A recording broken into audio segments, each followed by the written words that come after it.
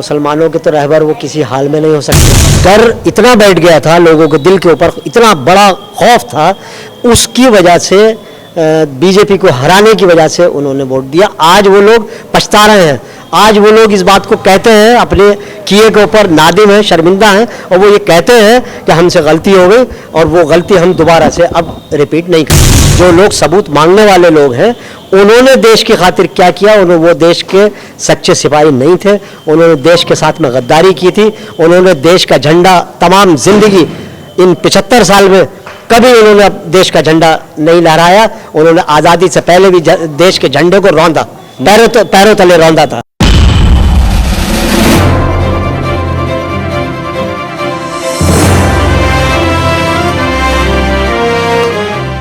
सलाम आदाब, मैं आपके साथ शरीफुल्लाह। इस वक्त हम मौजूद हैं उत्तर प्रदेश के संभल में, जहां पर आने वाले नगर निकाय चुनाव को लेकर ऑल इंडिया मजलिस इत्तेहादुल मुस्लिमीन मैदान में उतर चुकी है। आज अभी प्रदेश अध्यक्ष शौकत अली का प्रोग्राम हुआ, उसके बाद कार्यकर्ताओं में जोश पैदा हो गया। लगातार उनके जो पदाधिकारी हैं वो मैदान में जुटे हुए हैं, कार्यकर्ताओं को एकत्रित करने के लिए लगातार मीटिंग कर रहे हैं। हमारे साथ संभल के लोकप्रिय चेहरा और 2022 विधानसभा चुनाव में चुनाव लड़ चुके मुशीर खां तरीन मौजूद हैं। हम इनसे बातचीत करेंगे कि इनके नेतृत्व में संभल में इस बार नगर निकाय चुनाव कैसे लड़ा जाएगा। हालांकि उम्मीद के मुताबिक देखा जाए तो जो उम्मीद थी विधानसभा चुनाव में, उसके मुताबिक वोट नहीं मिले, लेकिन फिर भी उसके बाद से मुसलमानों में एक नई उम्मीद जागी है कि इस बार ऑल इंडिया मजलिस इत्तेहादुल मुस्लिमीन कुछ बेहतर करने जा रही है। हम बातचीत करेंगे कि आखिर इनकी रणनीति क्या होगी, क्योंकि संभल आपको पता है कि ये समाजवादी पार्टी का गढ़ है। यहाँ से विधानसभा जो विधायक हैं वो भी समाजवादी पार्टी के हैं, सांसद जो हैं वो भी समाजवादी पार्टी के हैं। इसको समाजवादियों का गढ़ कहा जाता था। क्या यहाँ के मुसलमान अखिलेश यादव से खुश हैं?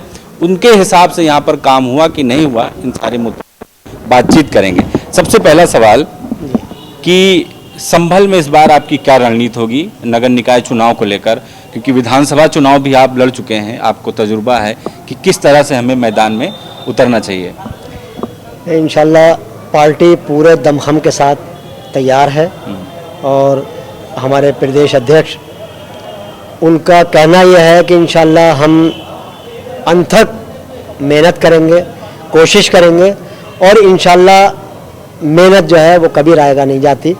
और अभी आपने देखा होगा जब हम लोग मैं इलेक्शन लड़ा था, अभी मुझे 22,000 वोट माशाल्लाह संभल से मिले, और ऐसी कंडीशन में जबकि मोदी जी, योगी जी का इतना डर, इतना खौफ लोगों को पर तारी था, तो मतलब सिर्फ एक सोच इंसान की ये बन गई थी कि हमें भाजपा को हराना है। मेरा जनता से ये कहना है कि भाजपा को हराने के लिए इलेक्शन में वोट न दें, सिर्फ और सिर्फ ये सोच कर दें कि हमें अपनी क़यादत को मजबूत करना है, हमें अपना नेता चुनना है, हमें अपना रहबर बनाना है। अभी तक आप देखिए कि जिन लोगों को हम चुनते चले आए हैं, उन लोगों ने हमें क्या दिया, चाहे मुलायम सिंह यादव जी की पार्टी हो, चाहे बहुजन समाज हो, हमें संभल के लोगों को तो कुछ भी नहीं मिला। हमें एक हमारी डिमांड थी, बरसों से चाहत थी संभल के लोगों की, ज़िले की हमें वो ज़िला भी मिला तो लंगड़ा ज़िला मिला, जिससे संभल वालों को कोई फ़ायदा नहीं हुआ। तो अब ऐसी कंडीशन में हम लोग आज भी हमारे प्रदेश अध्यक्ष ने इस बात को कहा है कि हमारा जो भी प्रतिनिधि चुनकर आप भेजेंगे, चाहे चेयरमैन हो, चाहे एमएलए हो या एमपी हो, जो भी आप चुनकर भेजेंगे, हमारा एमपी, हमारा एमएलए, हमारा चेयरमैन अकेला संभल का चेयरमैन नहीं होगा। इसकी आंख, इसकी जो नज़र है वो आपके हैदराबाद से जो है वो इंशाल्लाह कंट्रोल में रखी जाएगी। हर वो काम जो यहाँ की जनता को जिस चीज़ की ज़रूरत होगी, उस बात के ऊपर, उस चीज़ के ऊपर नज़र वहाँ से रखनी है हमें, हमारी पार्टी को। तो विधानसभा चुनाव में अखिलेश यादव को बहुत मुसलमानों ने लगभग एक तरफा वोट दिया। उसके बाद कुछ ऐसे मुद्दे आए जिनमें मुसलमान उनसे नाराज़ हुए, और उसके बाद एक उम्मीद जगी कि नहीं, इससे बेहतर था कि हम ऑल इंडिया मजलिस इत्तेहादुल मुस्लिमीन को ही वोट करते। तो क्या वो जो उस वक्त वो सोच रहे थे, अब इसका फ़ायदा आपकी पार्टी को होगा? वो लोग जो अखिलेश यादव को आंख मूंद कर वोट कर रहे थे, अब वो आपकी तरफ आएंगे? देखिए, अखिलेश यादव को जो है पसंद नहीं कर रहे थे, उन्हें वोट नहीं दे रहे थे, लेकिन मैंने बताया नहीं कि डर इतना बैठ गया था लोगों के दिल के ऊपर, इतना बड़ा खौफ था, उसकी वजह से बीजेपी को हराने की वजह से उन्होंने वोट दिया। आज वो लोग पछता रहे हैं, आज वो लोग इस बात को कहते हैं, अपने किए के ऊपर नादिम हैं, शर्मिंदा हैं, और वो ये कहते हैं कि हमसे गलती हो गई और वो गलती हम दोबारा से अब रिपीट नहीं करें। लोग कहते हैं कि अब मुसलमानों के जो सही रहनुमा सेकुलर के हिसाब से बात करें तो अखिलेश यादव ही हैं। 35 विधायक उनके पास मुस्लिम विधायक हैं, उनका एक तरफा वोट बैंक मिला है। तो आप किस तरह से अपने आप को वहाँ पर देखते हैं? मुसलमानों के तो रहबर वो किसी हाल में नहीं हो सकते। आपने देखा होगा क्या दिया, ये भेदभाव की बात थी कि संभल को ज़िला बनने के बाद में उनको सिर्फ इतना करना था। उन्होंने हमसे वायदे किए, इतना पक्के वायदे किए, वीडियो बनवाई, वो हमारे पास आज भी मौजूद है, और उन्होंने ये कहा कि संभल के 5 किलोमीटर के अंदर अंदर ज़िला बनेगा।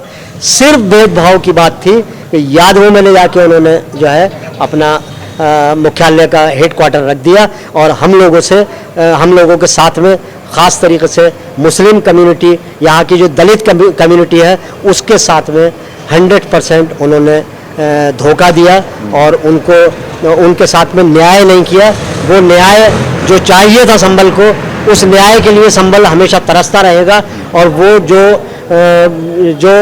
हाथ से निकल चुका, वो शायद मैं समझता हूँ कि संभल के लोग इस हादसे को कभी नहीं भुला पाएंगे। संभल से जो उन्होंने छीन लिया वो संभल कभी नहीं भुला पाएगा। हमारे साथ में बहुत बड़ा धोखा, बहुत बड़ा अन्याय हो चुका। सबूत तो हमें देने की ज़रूरत नहीं है, यूँ कि हमारे उलमाओं ने, हमारे जो बुज़ुर्ग हैं, उन्होंने इतनी कुर्बानियाँ इस देश के लिए दी हैं कि इसमें कोई हमें सबूत देने की ज़रूरत नहीं। हर कदम के ऊपर आपको पता चलेगा कि हमारा खून इस देश को सींचने के लिए हम लोग बहा चुके हैं, हमारे पुरखे जो हैं वो बहा चुके हैं। ये दुनिया जानती है, सबको मालूम है। सबूत तो मांगा जाता है ना, आपने देखा तो वो गलत है, वो गलत है। वो उन लोगों को मालूम नहीं है कि आप सबूत मांग रहे हो। आप ये बताइए आपने क्या दिया? जो लोग सबूत मांगने वाले लोग हैं, उन्होंने देश की खातिर क्या किया? वो देश के सच्चे सिपाही नहीं थे, उन्होंने देश के साथ में गद्दारी की थी। उन्होंने देश का झंडा तमाम जिंदगी, इन 75 साल में कभी उन्होंने देश का झंडा नहीं लहराया। उन्होंने आज़ादी से पहले भी देश के झंडे को रौंदा, पैरों तले रौंदा था। इशारतन एक कम्युनिटी को उन्होंने टारगेट किया। ये छोटे लोगों की बातें हैं, छोटे जहन की बातें हैं। ये लोग जो हैं देश को तोड़ना चाहते हैं। इन लोगों को देश के वफादार नहीं है। ये लोग देश के हित में बात करने वाले लोग नहीं है। देश के लिए कुर्बानी दो, देश के लिए काम करो, देश को बिकने से बचाओ, ये है सच्चा प्रेम। एक चीज़ और, देश में महंगाई को लेकर भी चर्चा चल रही है। तमाम चीज़ों पर बात होती है, हिंदू मुस्लिम पर बात होती है, लेकिन महंगाई जो दिन ब दिन बढ़ती जा रही है, इस पर पूरी तरीके से बात नहीं हो पा रही, कोई प्रोटेस्ट नहीं कर रहा है, खुलकर कोई बोल नहीं रहा है। 2014 से पहले की बात करें तो आपने तस्वीरें देखी होंगी किस तरह से सड़कों पर लोग उतर रहे थे। क्या अब लोगों को एहसास नहीं हो रहा है कि महंगाई नहीं है, या फिर क्या वजह हो सकती है? देखिए, उस मुद्दे को भुलाने के लिए जो अभी आपने जिन साहब का जिक्र किया कि वो कह रहे हैं कि अगर घर के ऊपर झंडा नहीं लगेगा तो वो देशद्रोही हैं, तो ये बातें जो निकालते हैं, ये ऐसी लोग निकाल के जहन भटकाने के लिए, मुद्दे को भुलाने के लिए वो ये बातें करते हैं। आप ये बताइए कि जब देश के अंदर एक गरीब आदमी, एक छोटा आदमी, घास खोदने वाला आदमी अगर सुखी नहीं रहेगा, या सारी कम्युनिटी के लोग खुश नहीं रहेंगे, तो देश किस तरीके से तरक्की करेगा? देश जब ही तरक्की करेगा। हमारे देश की यही तो शान है कि हमारे देश में सारी गंगा जमनी तहजीब है। यहाँ पे हर तरह के, हर कम्युनिटी के लोग आपस में मेल मिलत के साथ रहते हैं। हम एक दूसरे से जुदा किसी सूरत में नहीं हो सकते। इन लोगों की कोशिश है कि हम लोगों को जुदा करें। हम लोग, ये मेरी वार्निंग है उन लोगों को, ये अच्छी तरीके से वो सुन लें कि वो लाख कोशिश कर लें, लेकिन हम लोग आपस में एक थे, एक हैं और एक रहेंगे। हम कभी एक दूसरे से जुदा नहीं हो सकते। हम एक दूसरे की शादियों में जाते हैं, हम एक दूसरे के प्रोग्राम अटेंड करते हैं, हम एक दूसरे के घरों में हमारा आना जाना है। मेरी शादी का टोटल काम जो था वो मेरे हिंदू दोस्तों ने संभाला था। मेरे हिंदू दोस्तों की शादी का काम मैंने खाने बनवाए थे, मैंने उनका प्रोग्राम जो है पूरा ऑर्गेनाइज किया था, सारे प्रोग्राम को देखा था। तो हम लोग एक दूसरे को किस तरीके से भूलेंगे? हम नहीं भूल सकते। हमारे जिस दिन तक हमारे ये रिक्शा वाले हैं, ई रिक्शा वाले देखिए छोटे से काम करने वाले लोग होते हैं। आज ई रिक्शा का एक बहाना मिला, एक रोजगार मिला लोगों को। तो जो सट्टा खेलने वाले थे, चोर थे, रातों को निकला करते थे, उनके पास कारोबार नहीं था कोई, तो लोग चोरियां किया करते थे, गलत काम किया करते थे, जुआ खेला करते थे।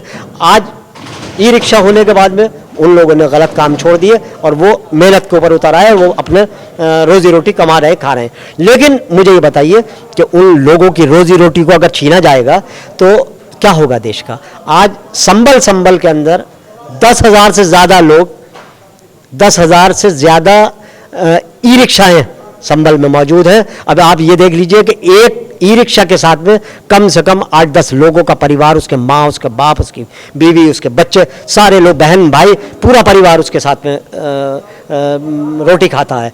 तो उस परिवार को उसका जो आमदनी है या उसका जो एक रोजगार का जरिया है, आप उसको छीनने की कोशिश करोगे तो वो कैसे खुश रहेगा, देश कैसे खुश होगा। महंगाई मेन मुद्दा है, आटे के ऊपर टैक्स, चने के ऊपर टैक्स, सब्जियों के ऊपर टैक्स, आने के ऊपर, जाने के ऊपर, रखने के ऊपर, क्या क्या किया जाएगा। और तो और अगर देश हित में तो पैसा अगर जा रहा है ना, देश हित में जा रहा है तो देश हित में ऐसे जाएगा। गरीब आपको ही गरीब से लेकर राशन हाँ, आपको दिया जा रहा है, हाँ, तेल चना आपको दिया जा रहा हाँ, है। तो उन भिखारी बना दो, भिखारी बना दो, और उन भिखारी बनाने के बाद में उससे उनसे भीख ले लो, फिर वो दिया हुआ जो था उनका वो उनसे ले लो। भाई आप ये बताइए कि उनको वो क्या गरीब आदमी ने 200 रुपये कमाए, 200 रुपये कमाने के बाद में वो टैक्स देकर आया, आप उससे टैक्स लेओगे, खुश हो आपको अच्छा लगा ये कि आपने 200 रुपये कमाने वाले से पैसा ले लिया, वो भीख मांगने के कागार के ऊपर आ गया। भिखारी से आप जो है वो टैक्स लेओगे। अगर वो तकलीफ में है फिर वो बोलते क्यों नहीं है? सब कुछ बोल रहे हैं, अगर बोलेगा तो उसको उठा के बंद कर देते हैं। भाई इतना टेरर बिठा दिया कि आदमी बोलने के काबिल नहीं रहा, अगले दिन वो जेल में पड़ा होगा। तो इस तरीके का डर, इस तरीके का खौफ बिठा के उसको उनसे काम किया जा रहा है। और ऐसा नहीं है, ये मतलब कुछ हाली मवाली लोग ऐसे पीछे लगे हुए हैं गवर्नमेंट के कि वो जो है हवा बैठाते हैं और लोगों को डराते हैं और उनसे कहते हैं कि तुम्हें बोलने की ज़रूरत नहीं है, तुम्हें सड़कों पर आने की ज़रूरत नहीं है, तुम्हें मांग करने की ज़रूरत नहीं है, तुम्हें हक नहीं है कि तुम अपना हक मांगो। हक को दबाने की कोशिश करते हैं कि कोई बोलने ना पाए, उनकी हिम्मत को पस्त करने का काम करते हैं, उन्हें धमकियाँ दी जा रही अभी हैं। आपने बीच में एकता की बात की कि हम लोग एक हैं, लेकिन देखा होगा किस तरह से बयान आ रहे हैं, कोई 80-20 की बात कर रहा है, कोई हिंदू राष्ट्र बनाने की बात कर रहा है। लगातार ये कोई एक नहीं है साहब, जो सत्ता पर काबिज उनके कई ऐसे मंत्री हैं जो इस तरह के बयान आ चुके हैं। तो इस तरह से कैसे एक होंगे लोग, किस तरह से ये नहीं, देखिए ये वोट की राजनीति है। अगर इस तरीके के बयान ये लोग नहीं देंगे तो इन्हें वोट कैसे मिलेंगे, किस तरीके से अपनी राजनीति रोटियां जो है वो सिकेंगी। तो मेरा जनता से ये अपील है, ये कहना है कि ऐसी बातों के ऊपर ध्यान न दें। ये लोग जो हैं सिर्फ वोट की राजनीति कर रहे हैं। हमारे लिए हमारा देश बड़ा है और हम अपने देश के लिए मर मिटेंगे और देश को हम ख़त्म नहीं होने देंगे। ये हमारी सोच है। हर मुसलमान, मैं मुस्लिम कम्युनिटी की तरफ से ये बात कहना चाहता हूँ, क्योंकि मैं बीच में रहता हूँ सबके, मैं उनके जज्बात को अच्छी तरह जानता हूँ।